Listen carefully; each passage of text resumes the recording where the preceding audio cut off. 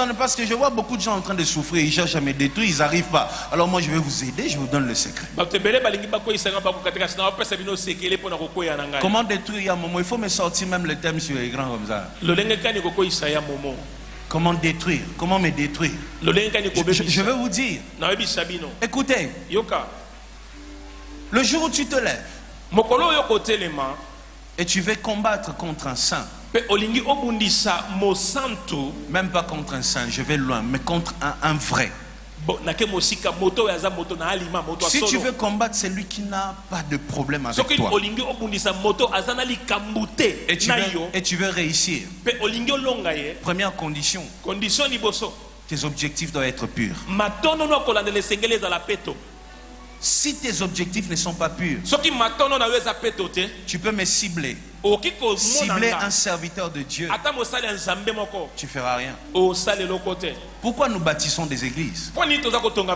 Pour l'argent? L'argent, même un voleur sait avoir ça. Pour l'argent?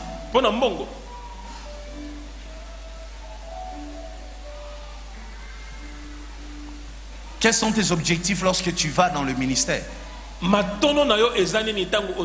Tu cherches quoi? L'argent, la gloire? Si c'est le royaume des cieux, ça va. Mais le jour où tu commences à chercher l'argent, c'est le jour où tu ne feras rien. Deuxième secret pour détruire un moment. Deuxième point. La vérité. Tu ne peux pas détruire la vérité avec des mensonges. Le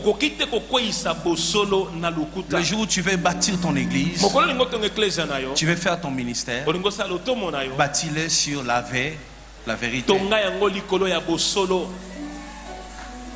La vérité. Dès que tu commences à mentir, tu sacrifies ton église. Moi, quand quelqu'un me combat, je regarde ces deux choses. Est-ce que les objectifs sont purs? Est-ce qu'il y a la vérité? S'il y a la vérité, les objectifs purs, là j'ai peur. Et là où je vois le mensonge, j'ai pas peur. Parce que je sais que ça n'ira pas loin. Veille sur ces choses-là. Tes objectifs et la vérité. Congolais, est-ce qu'on peut vivre avec amour? C'était une question. Est-ce qu'on peut vivre avec amour? Est-ce qu'on peut s'aimer encore? Est-ce qu'on peut encore marcher ensemble main dans la main? Est-ce que tu es capable d'acclamer lorsque celui qui réussit devant toi est en train de faire sa vie et que toi tu n'as encore rien, mais tu bénis Dieu? Est-ce que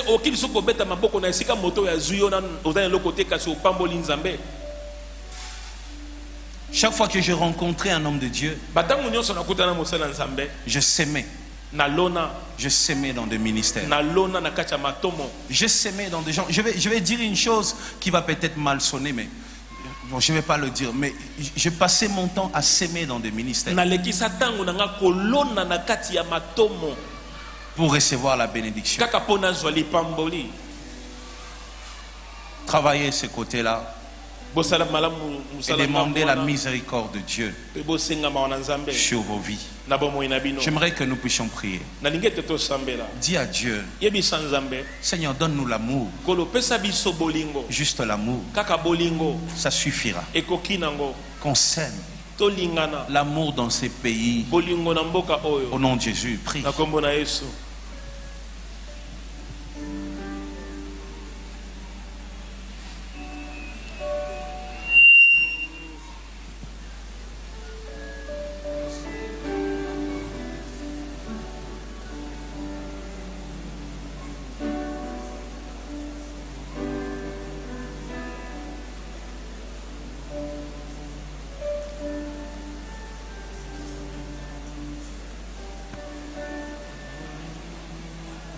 Parle à Dieu, dis-lui, Seigneur, donne-moi l'amour. Et donne dans mon pays l'amour. Qu'on s'aime. Qu'on arrive à s'aimer. Pas qu'on arrive à s'aimer. Tokoka kolingana. Qu'on s'aime, qu'on s'aime. Tolingana, tolingana.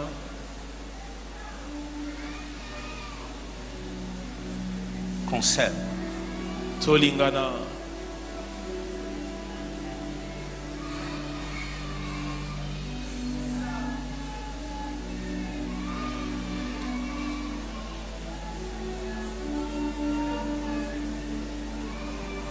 Motema nange sayayo namipesi mobimba lokumu pe na nkembo ezongana yo nakumisi seo nagumba melio yango na ye koloba ete nalingi yo. On peut le refaire ensemble. Motema nangeza yo, motema nangeza. Plus fort, nami pesi mobimba. Lokumwe ezonga nakumisi seo nagumba melio. Oh, kolo na ye kolo baete nalingio. On y va, nalingio, le refrain. Nalingi. Oh, kolo nalingio. Oh, nalingio, nalingi.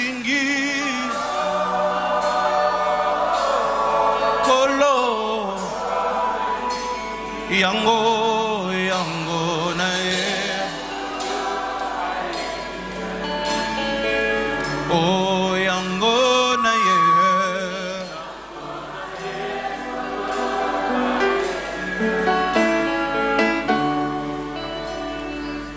Yesu aye nabangani nabangani nabanga Yesu aye.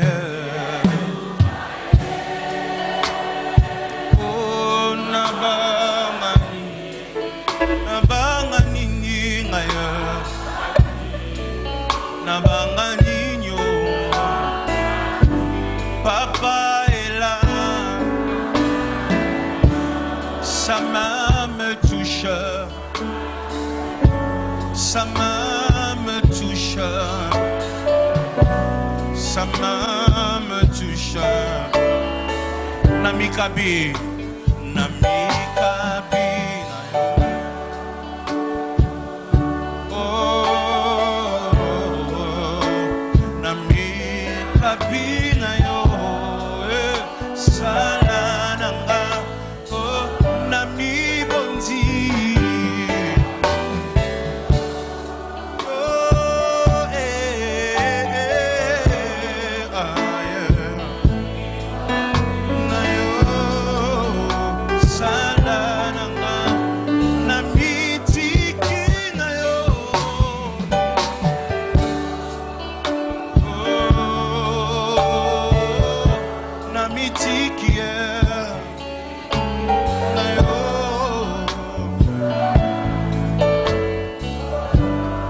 On va dire une dernière chose, on va dire Epesa melayo kolongo la son yambo kananga. On y va. Epesa melayo kolongo la yambo kananga. Plus fort, epesa melayo kolongo la son yambo kananga. Une dernière fois, épée, ça me l'a yo.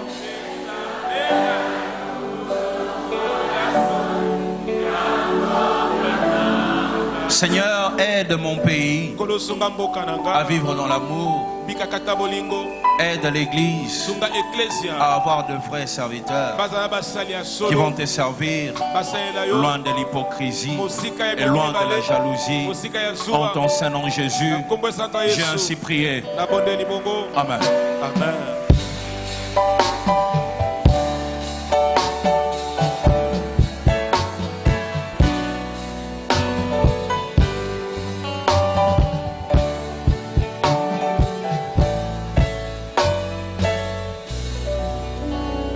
Je vais te dire deux choses aujourd'hui, rapidement, sur un passage biblique que nous avons tous l'habitude de lire. Nous serons dans le livre de Matthieu chapitre 14, versets 24 à 32. Je reprends Matthieu chapitre 14. 24 jusqu'au 32. Si on peut me donner ça rapidement. Matthieu 14, 24, je lis. La barque déjà au milieu de la mer était battue par le flot, car le vent était contraire. À la 4e veille de la nuit, Jésus alla vers eux marchant sur la mer. Quand les disciples le virent marcher sur la mer, ils furent troublés et dirent: c'est un fantôme. Et dans leur frayeur, ils poussèrent des cris. Jésus leur dit aussitôt: rassurez-vous, c'est moi, et n'ayez pas peur. Pierre lui répondit: Seigneur, si c'est toi, ordonne que j'aille vers toi sur quoi? Sur les eaux. Et il dit, voilà. Et il dit quoi à partir du verset 29? Viens. Pierre sortit de la barque, marcha sur les eaux pour aller vers Jésus. Mais voyant, au verset 30, mais voyant que le vent était fort, il eut peur. Et comme il commençait à s'enfoncer, il s'écria: Seigneur, sauve-moi. 31, aussitôt Jésus étendit la main. Est-ce que tu entends ça? Jésus étendit la main. J'aimerais que tu retiennes ça. Jésus étendit la main, le saisit et lui dit: homme de peu de foi, pourquoi as-tu douté? Et ils montèrent dans la barque. Les vents, c'est ça. J'aimerais te parler d'une chose. Ce qui arrive lorsque on reçoit une révélation authentique. C'est ça le thème d'aujourd'hui. Ce qui arrive lorsqu'on reçoit une révélation authentique. Ce qui arrive lorsqu'on reçoit une révélation authentique. Écoute-moi, les disciples étaient dans la barque. Je peux imaginer qu'ils étaient au nombre de 12. Alors 12 personnes dans une barque. Au cas où il n'y avait pas d'absence ce jour-là. La Bible dit le vent était tellement fort qu'ils étaient en train de voir un homme marcher sur les eaux. Même moi, si j'étais là, j'allais avoir peur. Et ils étaient tous en train de crier: fantôme, fantôme, fantôme. Jusqu'à ce que Pierre a eu un courage. Écoute-moi, j'aimerais te dire une chose. Pour recevoir une certaine dimension des révélations, il faut que tu saches aussi affronter certaines choses. Tu comprends ça? Il y a deux choses. Si tu n'arrives pas à affronter ça, il y a aussi des dimensions de révélations qui ne te seront jamais données. Il faut parfois affronter ses peurs. J'ai peur de la sorcellerie dans ma famille.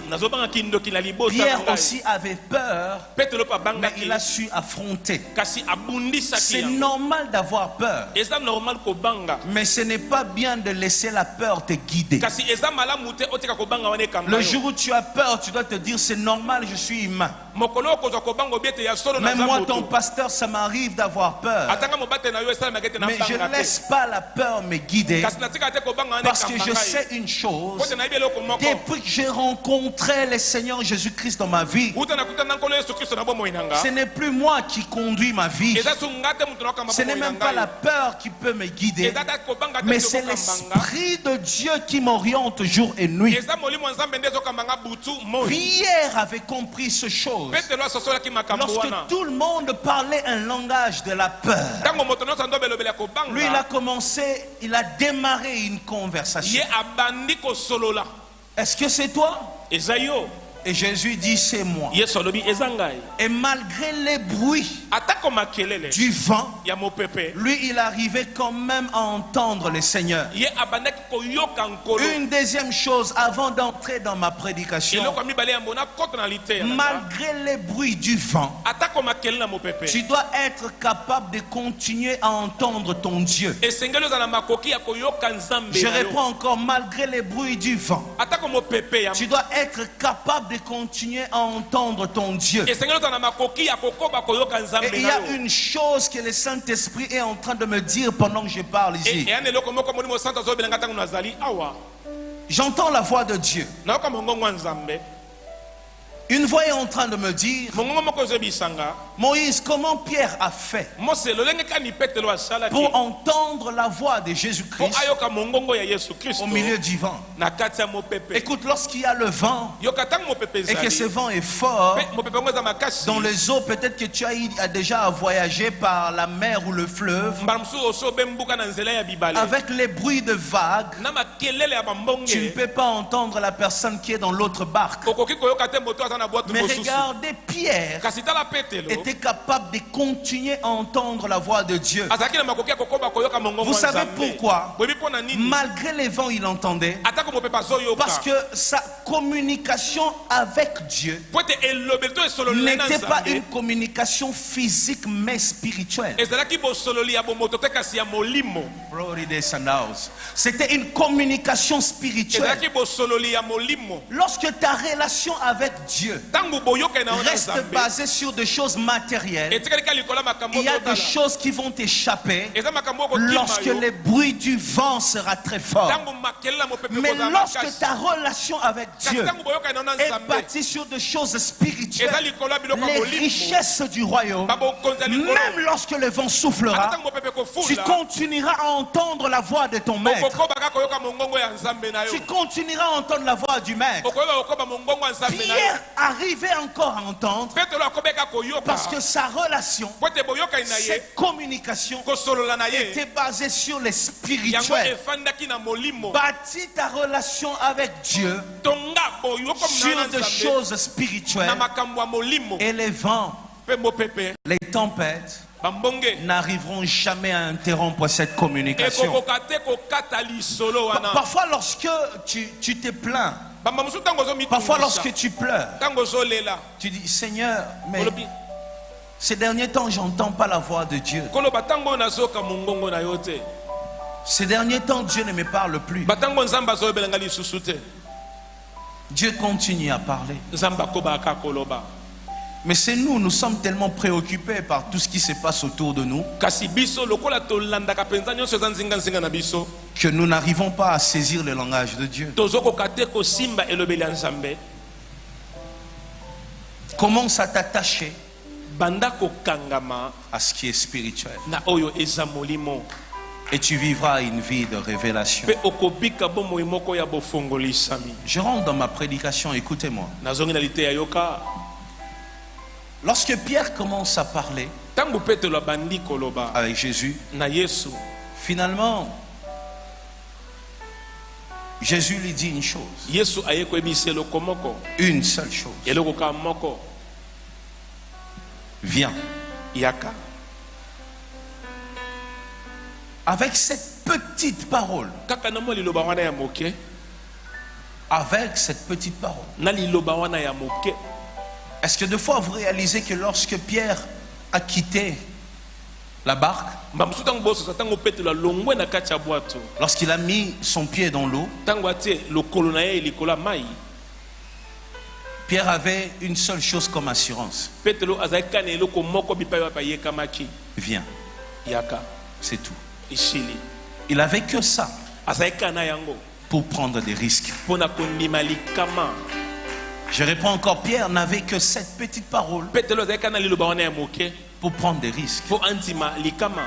C'est nous qui cherchons que Dieu nous parle par des tonnerres. Parfois Dieu te dit donne. Parfois Dieu te dit viens. Parfois Dieu te dit laisse. Parfois Dieu te dit vas-y. Parfois Dieu te dit tu le feras. Je me souviens encore lorsque j'ai démarré mon ministère, un pasteur canadien était allé prêcher, était venu prêcher. Et j'étais encore à l'époque coordonnateur de jeunes. Dieu me donnait beaucoup de révélations sur mon avenir. Je suis allé vers lui. Il avait beaucoup de gens. On faisait la queue comme ça pour qu'il prie pour nous. J'attendais. Et lorsque mon tour est arrivé, je suis allé devant lui. Je lui ai dit, pasteur, on l'appelait à l'époque Bishop. Je lui ai dit, Bishop, moi, Dieu me dit je vais les servir. Dieu me dit qu'il m'appelle pour de grandes choses. Je lui disais tout ce que Dieu m'avait dit. Et quand j'ai fini, il m'a dit mets-toi à genoux. Dès que je me suis mis à genoux, il m'a dit tu le feras. Et moi je le regardais. J'attendais qu'il continue. Il m'a dit tu le feras. Et puis moi j'attendais, il m'a dit lève-toi, il y a d'autres personnes. Je me suis levé ce jour-là, j'ai attendu près d'1 heure pour recevoir seulement une parole. Tu le feras. Moi je n'étais pas satisfait parce que je voulais qu'il parle en langue. Yondo boum boum boum boum. J'attendais ça. J'attendais qu'il s'agite. J'attendais qu'il prenne l'huile, qu'il mette sur mon front et qu'il me dise oh mon fils, je vois. Mais pendant que j'attendais ça, lui m'a regardé, il m'a dit tu le feras. J'étais tellement déçu. Je m'étais senti négligé, méprisé. À l'époque, dans ma pauvreté, je me disais peut-être comme j'ai rien emmené. Voilà pourquoi il m'a juste dit ça. Et pendant que j'étais en train de partir, je regardais maintenant comment il faisait avec les autres. Maintenant quand je vois qu'une maman vient et puis il prend son temps, dans mon cœur j'ai dit t'as aventurier. Les aventuriers. Ouais, cette maman là parce qu'elle a ramené l'argent. J'ai commencé à murmurer parce que cette parole ne me suffisait pas. Mon regard était tellement physique. J'étais habitué aux longs conseils des parents. Et je voulais que même dans les choses de Dieu, que j'entende de longs discours, de choses qui vont prendre 1 heure du temps. Oh, Dieu ne marche pas comme ça. Est-ce que tu peux dire à quelqu'un, Dieu ne fonctionne pas comme ça? Dieu ne fonctionne pas comme ça. Juste avec cette parole, il m'a dit tu vas le faire. Et jusqu'aujourd'hui, chaque fois que j'avance, à chaque saison, parfois lorsqu'il y a des difficultés, Dieu me rappelle la parole de ses serviteurs. Dieu me dit il t'avait dit tu le feras. Avec une petite parole, j'ai su écrire toute une histoire. Lorsque tu viens en Dieu, parfois la révélation ne ne sera pas quelque chose qui va prendre 1000 ans. Ça ne prendra pas des heures. C'est parfois une petite parole qui sort de la bouche d'un jeune prédicateur. Mais une parole que tu reçois avec foi. Et cette parole arrive à transformer ta vie. Tu marches avec quoi? Tu avances avec quoi? Tu évolues avec quoi? Lorsque tu reçois une révélation, que ce soit une petite parole, juste un songe, quelque chose que tu peux négliger. Parfois c'est juste une petite prophétie. Quand tu reçois ça, sache que chaque révélation ramène dans ta vie un pouvoir. Je reprends encore. La révélation ramène un pouvoir sur ta vie. La révélation dépose un pouvoir sur ta vie. Et lorsque cette révélation est vraie, lorsque cette révélation est authentique, Dieu me demande de parler à une sœur ici, de lui dire ce que Dieu t'a dit, tu vas le faire. J'entends ça, je ne sais pas c'est qui, mais Dieu me dit de dire à une personne ici, c'est une femme. Dieu me dit ce que Dieu t'a dit, ce qu'il t'avait dit, tu vas y arriver, tu vas le faire, ça va se faire. Et crois seulement, ça va se faire. Ce qu'il t'a dit. Je suis même en train de voir que ce sont des choses qui ont tourné autour de 3 derniers mois de l'année passée. Octobre, novembre, décembre, je vois cette période-là. Des choses que Dieu t'avait dit. Beaucoup de choses. Et en cette nouvelle année, tu te poses peut-être des questions. Mais sache une chose, c'est qu'il t'a dit, lorsqu'il t'a parlé, le jour où il t'a parlé, il a aussi déposé le pouvoir pour l'accomplir. La révélation authentique te permet ou permet 2 choses dans ta vie. La révélation authentique occasionne 2 choses dans ta vie. Premièrement, la révélation authentique te distingue. La révélation authentique impose la distinction dans ta vie. Pierre vivait avec tout le monde. Il était dans la barque comme tout le monde. Il se frottait aux autres. Et je suis même tenté de dire qu'il pleurait comme tout le monde. Il avait les mêmes problèmes comme tous les autres. Lorsque les autres criaient, lui aussi sûrement il criait. Lorsque les autres avaient peur, lui aussi avait peur. Écoutez, comment expliquer une personne qui est dans la barque, qui a peur, mais juste après avoir reçu une parole, la personne qui avait peur du vent s'est exposée dans les eaux seule. Comment expliquer ça? Une personne qui est dans un confort. C'est comme si, je donne un exemple pour que tu comprennes bien. Tu es dans un avion et vous traversez une zone de turbulence. Il y a des secousses. Vous tous, vous êtes en train de pleurer. Et subitement quelque chose se passe. Je ne sais pas si ça peut se faire comment. Mais tu acceptes de te retrouver en dehors de l'avion. Et là, en dehors, tu n'as plus peur. Là où Pierre était en sécurité, il avait peur. lorsqu'il se retrouve exposé, il n'a plus peur. C'est ça le pouvoir d'une révélation. Une révélation te distingue, te met à l'écart. Tu ressembles plus aux autres. Tu seras différent. Une particularité dans ta génération. Tu feras des choses incroyables. Tu vas dépasser les limites de ta famille. Tu ne dépasses pas les limites de ta famille avec les noms de ton père. Tu dépasses les limites de ta famille avec une révélation. Est-ce que vous comprenez aujourd'hui que Joseph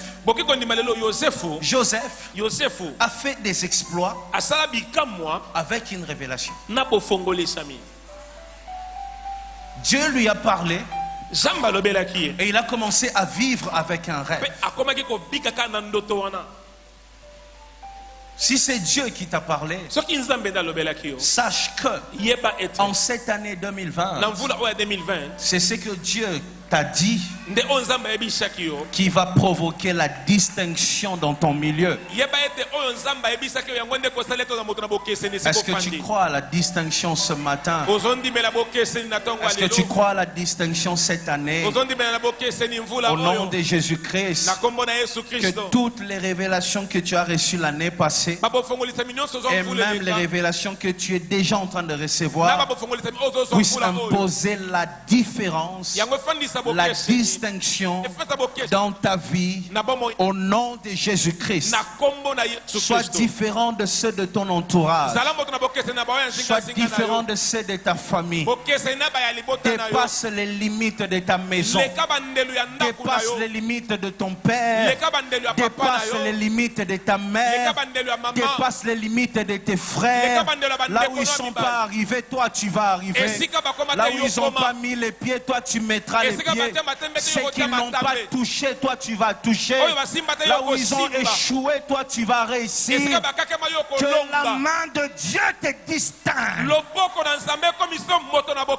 Écoute, cette année c'est une année dans le verbe pâturage. Et dans le verbe pâturage, il faut que tu te distingues. Je suis en train de parler à une personne. Depuis que tu es né, tu as vécu comme tout le monde. Tu as pleuré comme tout le monde. Tu as marché comme tout le monde. Tu t'es lamenté comme tout le monde. Et je suis en train de dire, tu as douté comme tout le monde. Parce que Dieu est en train de me parler. Il me dit, Moïse, les doutes. Plusieurs sont entrés dans cette année 2020. Mais avec des doutes dans le cœur. Je me dis, même si tu as douté comme tout le monde, mais il y a une chose. La révélation que tu reçois, cette révélation, elle est peut-être petite à tes yeux, mais c'est ce qui changera toute ta vie cette année. Les hommes imaginent beaucoup de choses. Les hommes attendent beaucoup de choses. Beaucoup de choses. Il y en a qui reçoivent des révélations, mais qui se disent, il faut que telle personne, il faut qu'il y ait une relation.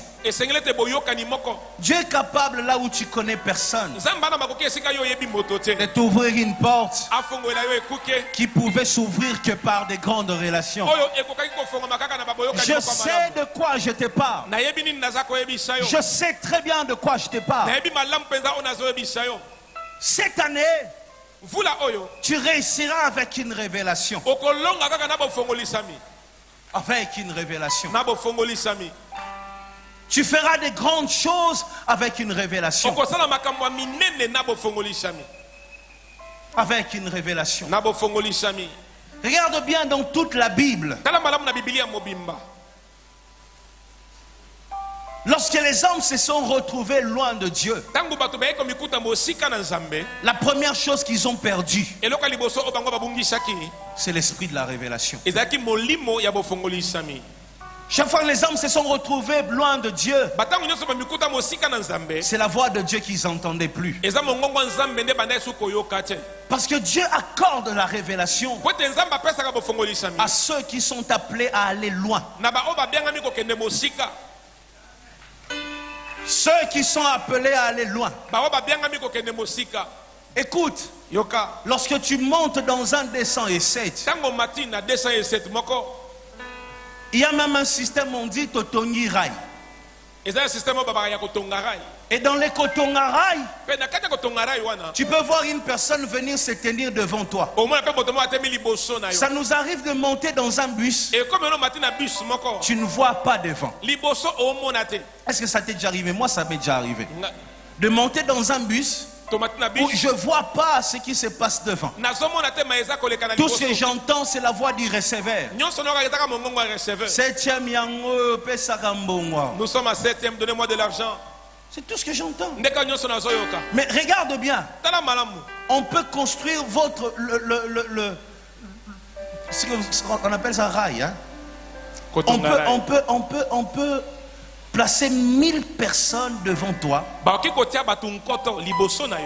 Mais il y a une seule personne dans le bus. On peut placer des hommes, des femmes devant tout le monde. Mais on ne placera jamais un homme devant le chauffeur. Jamais. Pourquoi? Celui qui est conduit doit voir.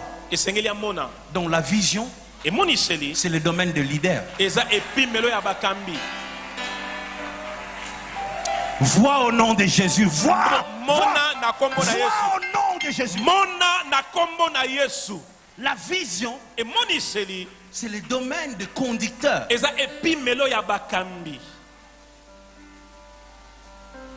Le jour où Dieu te révèle une chose,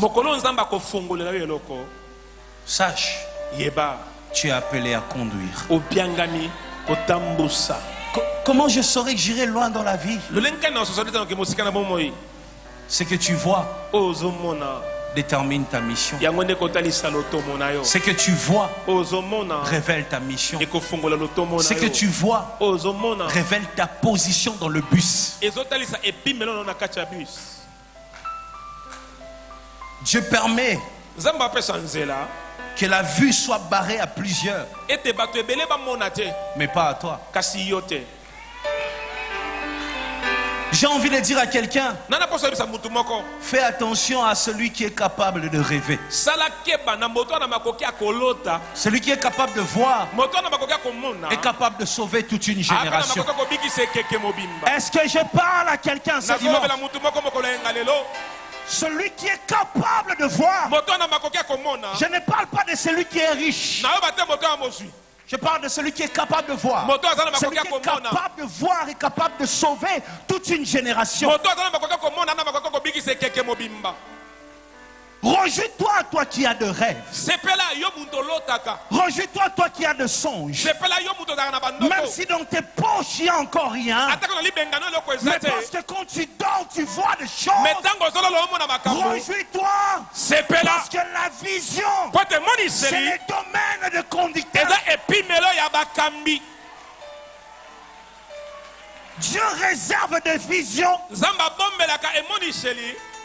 à ceux qui sont appelés à diriger. Joseph a vu, il a dirigé. Toi aussi, parce que tu vois, tu vas diriger. Dans ta famille, tu vas diriger. Dans ces pays, le Dieu que je sers est vivant. Dans ces pays, tu vas diriger.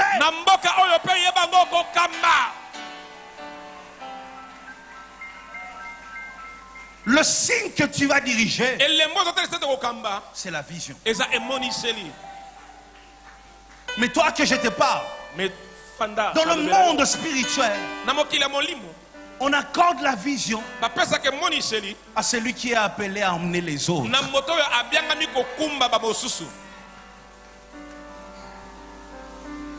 Oh, je vois des choses qui ne se réalisent pas. Pierre avait reçu une révélation. Et avec cette révélation, il est devenu une particularité parmi les 12. Il est entré dans l'histoire. L'homme qui a marché sur les eaux. La deuxième chose que la révélation apporte. Lorsque tu reçois une révélation, tu commences à opérer dans les surnaturels. C'est la révélation qui te permet d'opérer dans les surnaturels. Je réponds encore, c'est la révélation qui te permet d'opérer dans les surnaturels. Je me rappelle encore le premier jour, je vous ai toujours dit ça, le premier jour où j'ai parlé en langue. Mon Dieu, j'étais en train de dormir. Je priais et j'ai dormi. Pendant que je dormais, je me voyais en train de parler en langue. Je ne savais pas. Lorsque je me suis réveillé, je suis sauté et j'étais aussi en train de parler en langue.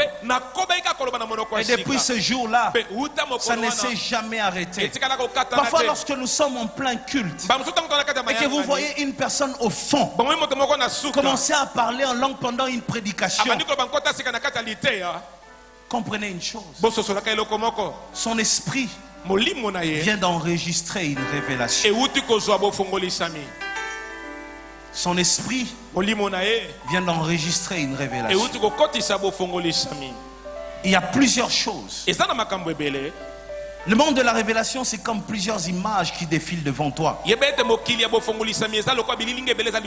comme plusieurs chaînes.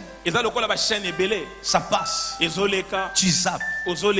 Mais lorsque c'est qui te concerne, lorsque tu vois ce qui t'appartient, tu retiens ça.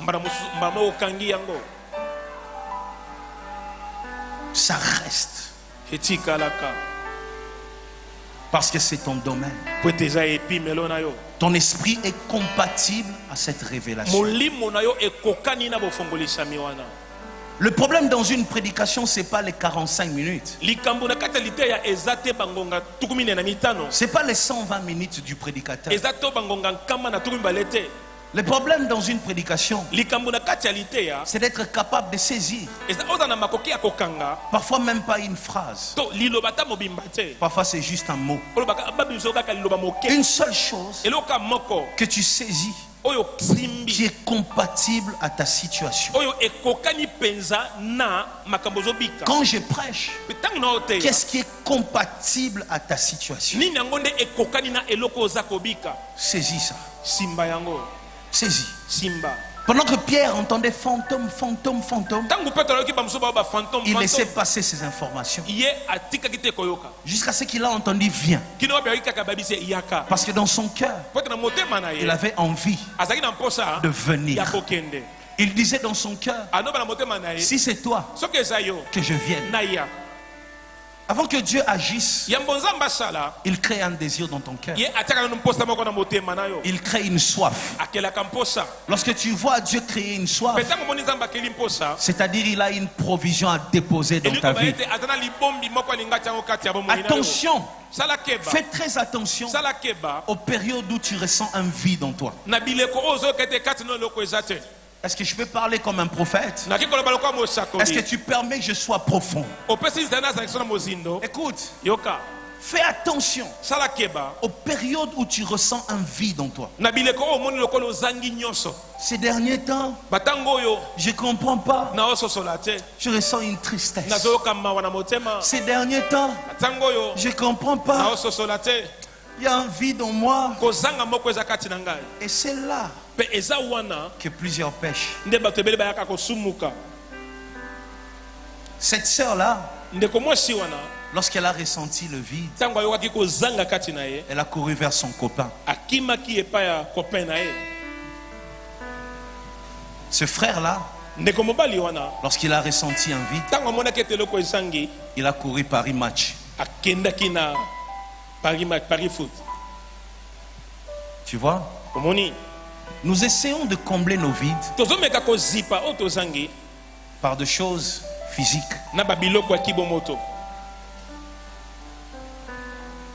Très souvent.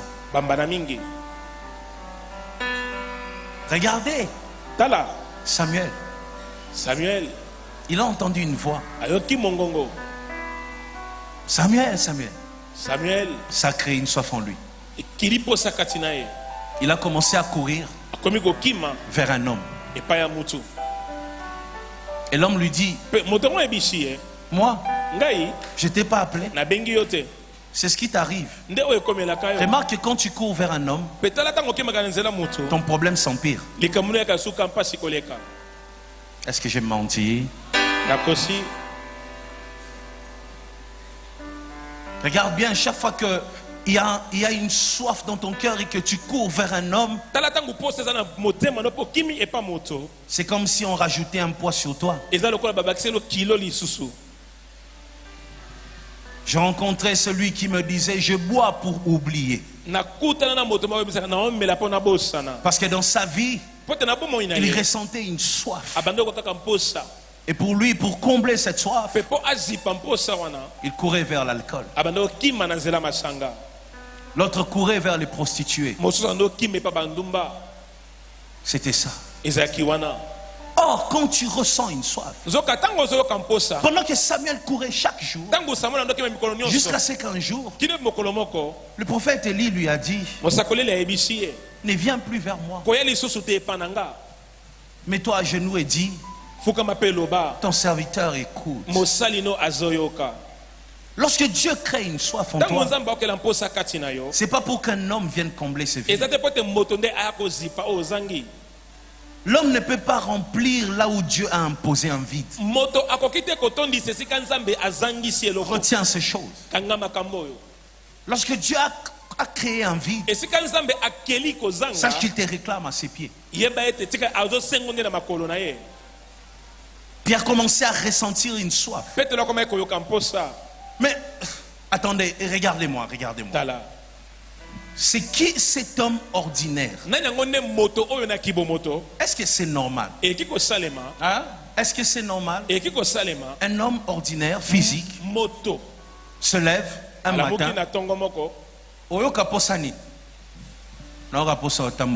Tu as besoin de quoi? J'ai envie de marcher sur l'eau. Nous tous, on va dire quoi? On va dire quoi? J'entends quelqu'un dire boulogi. Tu vois, comment tu peux te lever un jour et tu as juste envie de marcher sur l'eau? Des désirs étranges. Lorsque l'heure de ta visitation sonne, tes désirs seront étranges. Très étrange. Tu vas désirer ce que personne dans ta famille n'a désiré. Tu deviendras presque rebelle. Parce que ce que tu désires est étrange. Lorsque Dieu veut faire de toi une particularité, tes désirs seront étranges. C'est là que ceux de ta génération vont dire, aux jeunes filles, aux jeunes filles, nos désirs sont étranges. On désire ce que les autres ne désirent pas. C'est là que tu te lèves, tu as envie de lire la Bible. Pendant que l'autre jeune fille a besoin d'aller là-bas. C'est là que ton meilleur ami te dira, tu deviens étrange. Si jusque-là on ne t'a pas dit que tu deviens étrange, peut-être que tu n'as pas encore rencontré Dieu. Lorsque tu rencontreras réellement Dieu, il y aura toujours quelqu'un qui te dira, tu deviens étrange. Et lorsqu'on te dit tu deviens étrange, réjouis-toi, parce que ton heure de gloire a commencé. Sois béni au nom de Jésus. Lorsque tu reçois une révélation, tu opères dans les surnaturels. Il met son pied. Il commence à avancer. Et vous savez une chose, si je peux vous le dire,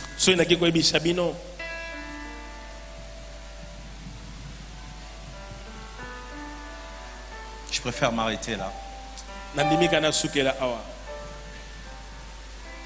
Je préfère juste te bénir. Je vais continuer cette prédication lorsque j'aurai encore l'occasion.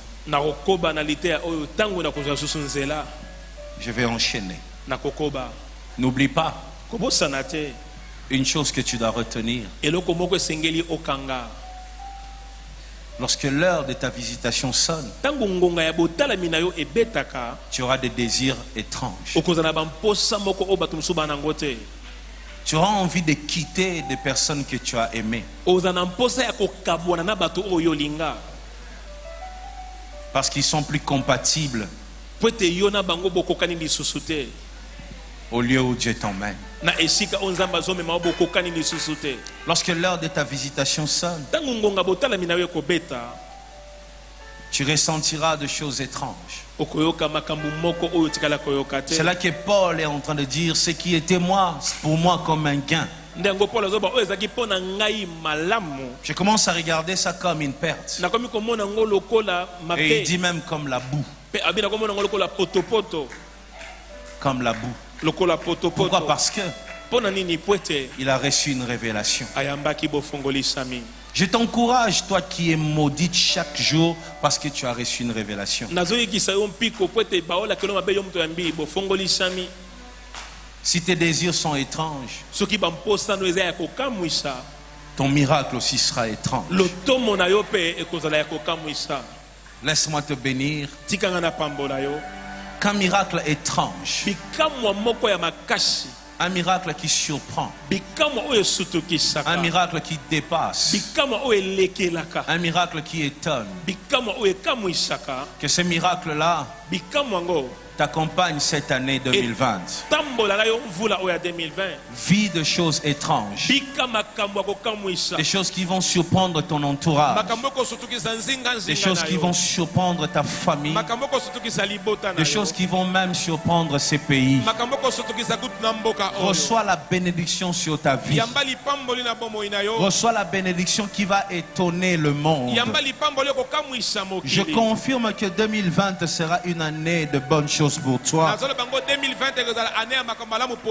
Je confirme que 2020 sera une année dans le vert pâturage. Tu vivras en paix cette année. Tu vas construire en paix cette année. Tu vas évoluer en paix cette année. Tu vivras de grandes choses en paix cette année. Dieu éloigne de toi les combats, parce que c'est l'heure de ta visitation. Opère dans les surnaturels. Vis dans les surnaturels. Tu vas même manger dans les surnaturels. Si tu doutes encore, je te dis que je dis ce que je suis en train de voir. Je suis en train de voir que Dieu va faire manger quelqu'un dans les surnaturels. Si tu entends parler des corbeaux d'Élie, Dieu est capable d'envoyer vers toi des personnes que tu n'as jamais rencontrées. Tu n'as jamais entendu parler d'eux, mais Dieu va les envoyer à toi, parce que l'heure du surnaturel a sonné dans ta vie. Commence à déclarer, à parler. Commence à parler. Dis: cette année, c'est les surnaturels. Cette année, c'est la différence. Cette année, c'est de nouvelles choses. Cette année, c'est des particularités. Par la haute voix, déclare.